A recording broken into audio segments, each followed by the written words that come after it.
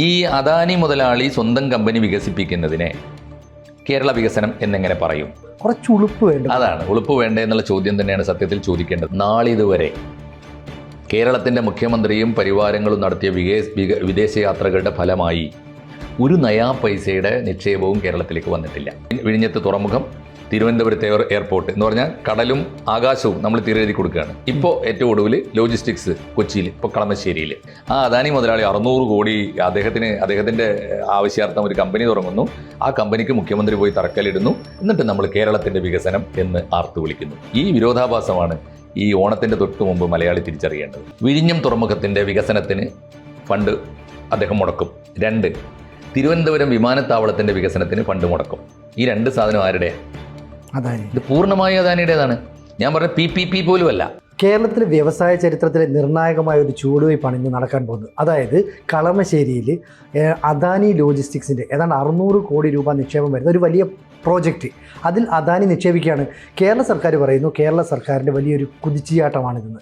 അദാനി സ്വന്തം കമ്പനിയിലേക്ക് പണം നിക്ഷേപിക്കുന്നത് കേരളത്തിൻ്റെ വികസനമായിട്ട് എങ്ങനെയാണ് സർക്കാരിന് അവകാശപ്പെടാൻ പറ്റുക? ന്യായമായൊരു ചോദ്യമാണ് സിനുജി. ഇന്ന് രാവിലെ നമ്മൾ കേരളത്തിലെ മുഴുവൻ മനസാക്ഷിയുള്ള മനുഷ്യർക്കും വേണ്ടി ഉയർത്തുന്ന ഒരു ചോദ്യമാണ്. എല്ലാ മാധ്യമങ്ങളും ഉയർത്തേണ്ട ചോദ്യമാണ്. 70 ഏക്കർ ഭൂമിയാണ് കേരള സർക്കാർ വിട്ടുകൊടുക്കുന്നത്. അദാനിയുടേതാണ് കമ്പനി. അദാനി ലോജിസ്റ്റിക്സ് എന്നാണ് പേര്. അവിടെ 600 കോടി നിക്ഷേപിക്കുന്നു. ആകെ കിട്ടാൻ പോകുന്നത് മലയാളികളായ കുറച്ച് പേർക്ക് തൊഴിൽ കിട്ടിയാൽ നന്നായി. ആ വികസനം എങ്ങനെയാണ് അത് കേരള ഗവൺമെൻറ്റിൻ്റെ വികസനമായി തീരുന്നത്? അതാണ് ഒരു പ്രധാനപ്പെട്ട ചോദ്യം, ചെറിയ ചോദ്യമല്ല. 600 കോടി മാത്രമല്ല, അതിനോടനുബന്ധിച്ച് നമ്മുടെ വ്യവസായ മന്ത്രി ഇന്ന് പ്രഖ്യാപിച്ചിരിക്കുന്നത് ഇത് കേരള വികസനത്തിൻ്റെ വലിയ കുതിച്ചുചാട്ടമാണ്. ഇനി ഇന്ന് 600 കോടി മുടക്കുന്ന ഒരു ലോജിസ്റ്റിക്സ് മനസ്സിലായോ? ലോജിസ്റ്റിക്സ് എന്താണെന്ന് വെച്ചാൽ കേരളത്തിൽ നിർമ്മിക്കുന്ന ഉൽപ്പന്നങ്ങൾക്ക് അതിവേഗം കയറ്റി അയക്കാനുള്ള സംവിധാനമാണ്. നമ്മൾ ഓർത്താൽ മതി. ഇതൊക്കെ ഓർക്കേണ്ടത് എന്താ വെച്ചാൽ വിഴിഞ്ഞം തുറമുഖം ഇപ്പോൾ നമ്മുടെ വ്യവസായ മന്ത്രി ഇന്ന് പറഞ്ഞിരിക്കുന്നത് 30,000 കോടി കൂടി അദാനി മുടക്കും. എവിടെയെന്നറിയോ? 1, വിഴിഞ്ഞം തുറമുഖത്തിൻ്റെ വികസനത്തിന് ഫണ്ട് അദ്ദേഹം മുടക്കും. 2, തിരുവനന്തപുരം വിമാനത്താവളത്തിൻ്റെ വികസനത്തിന് ഫണ്ട് മുടക്കും. ഈ 2 സാധനം ആരുടെയാണ്? ഇത് പൂർണ്ണമായി അദാനിയുടേതാണ്. ഞാൻ പറഞ്ഞ PPP പോലുമല്ല, പബ്ലിക് പ്രൈവറ്റ് പാർട്ടിസിപ്പേഷൻ പോലുമല്ല. പൂർണ്ണമായും അദാനിയുടെ പ്രൈവറ്റ് പ്രോജക്റ്റാണ്. അദാനി മുതലാളിക്ക് കേരളം മുഴുവൻ ഇപ്പോൾ ആദ്യം വിഴിഞ്ഞത്ത് തുറമുഖം, തിരുവനന്തപുരത്തെ എയർപോർട്ട് എന്ന് പറഞ്ഞാൽ കടലും ആകാശവും നമ്മൾ തീരെഴുതി കൊടുക്കുകയാണ്. ഇപ്പോൾ ഏറ്റവും ഒടുവിൽ ലോജിസ്റ്റിക്സ് കൊച്ചിയിൽ, ഇപ്പോൾ കളമശ്ശേരിയിൽ. അപ്പോൾ ഇതിൽ ഒരു പ്രധാനപ്പെട്ട ചോദ്യം അതാണ്. ഈ അദാനി മുതലാളി സ്വന്തം കമ്പനി വികസിപ്പിക്കുന്നതിനെ കേരള വികസനം എന്നെങ്ങനെ പറയും? ഇതോട് ചേർത്ത് ചോദിക്കേണ്ട ചോദ്യമുണ്ട്. ഇനിയിപ്പോൾ സ്വകാര്യ മുതലാളിമാരുടെ നിക്ഷേപം വികസനമായി തന്നെ നമ്മൾ കാണുന്നു എന്ന് വിചാരിക്കുക. അങ്ങനെയാണെങ്കിൽ കഴിഞ്ഞ 10 കൊല്ലമായി, ഏതാണ്ട് 10ാം കൊല്ലത്തിലാണ് ഇപ്പോൾ ഈ അദാനിയുടെ ഈ പ്രോജക്റ്റ് വന്നു എന്ന് പറയുന്നത്. ബാക്കി 2 അതിന് മുമ്പേ വന്നതാണ്. ഇപ്പോൾ തിരുവനന്തപുരം തുറമുഖം ഈ വിമാനത്താവളം കൈമാറിയത് അതിന് ശേഷമാണെന്ന് പറയാം. മറ്റേത് ഉമ്മൻചാണ്ടിയുടെ കാലത്ത് വെച്ച എഗ്രിമെൻ്റാണ്.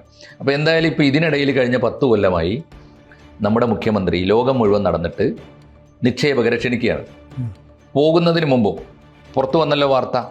10 കൊല്ലമായി മുഖ്യമന്ത്രിയും പരിവാരങ്ങളും ഒറ്റക്കല്ല, മുഖ്യമന്ത്രിയും കുടുംബവും പരിവാരങ്ങളും മാത്രമല്ല ഉദ്യോഗസ്ഥ വൃന്ദവും ഒക്കെ 100 കണക്കിന് ആളുകളാണ് ഓരോ യാത്രയിലും പോയത്.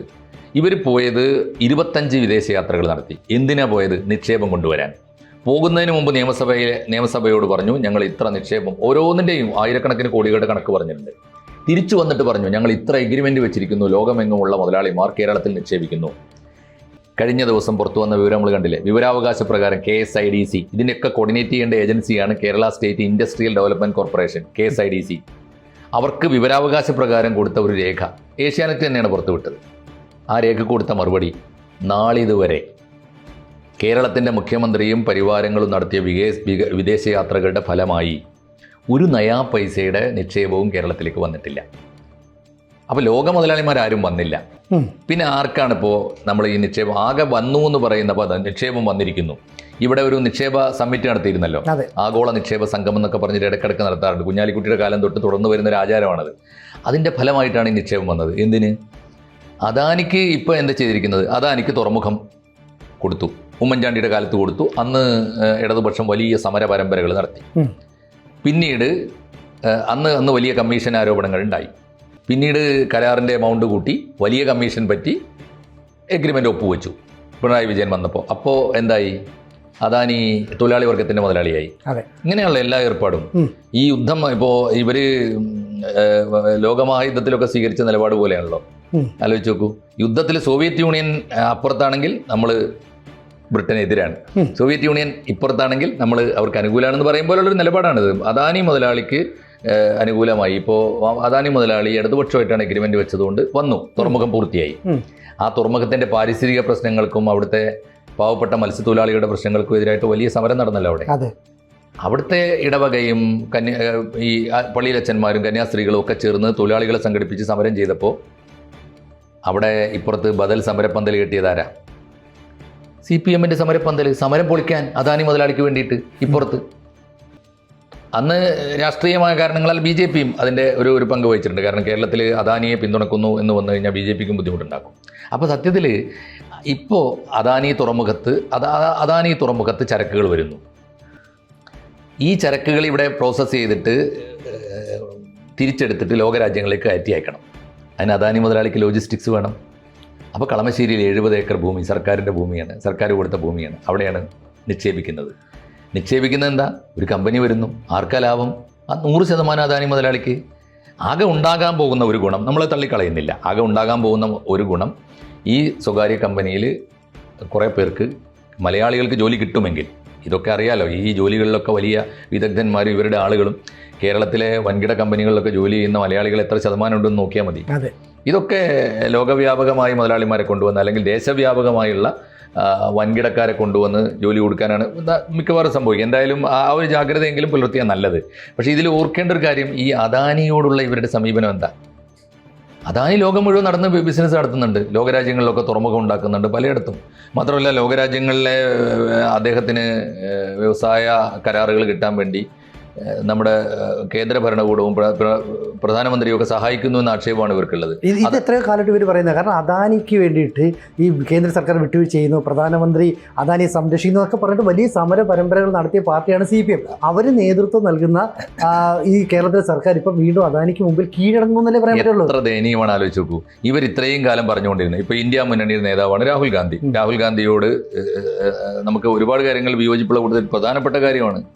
അദാനി അദാനി അദാനി എന്ന വാക്ക് മാത്രം ആർത്ത് വിളിച്ചിട്ട് എത്ര മാസമാണ് ഇന്ത്യൻ പാർലമെന്റ് സമീപിച്ച്, ഓർമ്മയില്ലേ?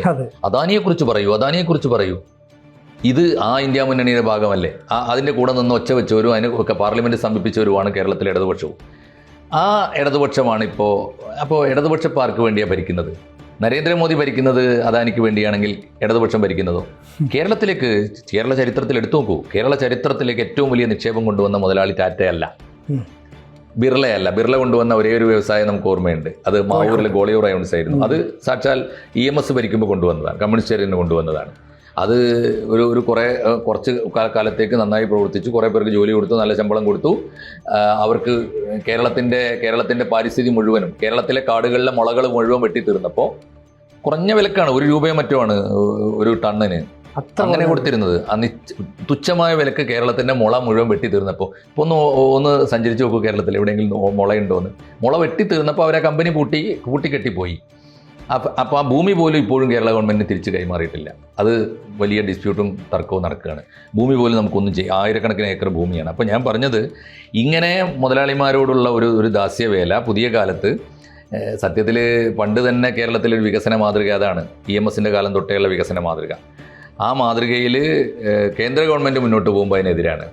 അദാനി അദാനി അദാനി എന്ന് ആർത്ത് വിളിക്കും. അതേ അദാനിക്ക് ചുവപ്പ് പരവതാനി വിരിച്ച് ഇവിടെ കൊണ്ടുവരാൻ യാതൊരു ബുദ്ധിമുട്ടും ഉണ്ടായിട്ടില്ല.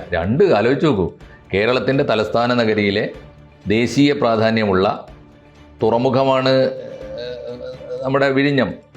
അത് അദാനിയുടെ പോക്കറ്റിലാണ്. കേരളത്തിലെ മർമ്മപ്രധാനമായ വിമാനത്താവളമാണ് തിരുവനന്തപുരം. ഈ വിമാനത്താവളത്തിന്റെ പേരിൽ എന്തുമാത്രം വലിയ സമരങ്ങൾ നടന്നു അദാനിക്ക് കൊടുത്തെന്ന് പറഞ്ഞത്. ഈ വിഴിഞ്ഞം തുറമുഖം വന്നപ്പോഴത്തേക്ക് അദാനി വരുന്നു എന്നിട്ട് ബഹളമായി. അപ്പോൾ അവിടേക്ക് 30,000 കോടി രൂപയുടെ നിക്ഷേപം ഇനിയും നടത്തുമെന്ന് വ്യവസായ മന്ത്രി P. രാജീവ് പറയുമ്പോൾ കുറച്ച് ഉളുപ്പ് വേണ്ട. അതാണ് ഉളുപ്പ് വേണ്ടേ എന്നുള്ള ചോദ്യം തന്നെയാണ് സത്യത്തിൽ ചോദിക്കേണ്ടത്. സത്യത്തിൽ ഇതൊന്നും ഈ സെൻസിറ്റീവായ സെൻസേഷണലായ ഇഷ്യൂസിൻ്റെ ഇടയിൽ നമ്മുടെ മാധ്യമങ്ങൾ മറന്നു പോകുന്ന ചോദ്യങ്ങളാണ്. ജനങ്ങൾ ചോദിക്കേണ്ട ചോദ്യമാണ്, പ്രധാനപ്പെട്ട ചോദ്യം തന്നെയാണത്. ഇപ്പോൾ അദാനി മുതലാളി അദ്ദേഹത്തിൻ്റെ നാടാക്കി കേരളത്തെ മാറ്റുന്നു.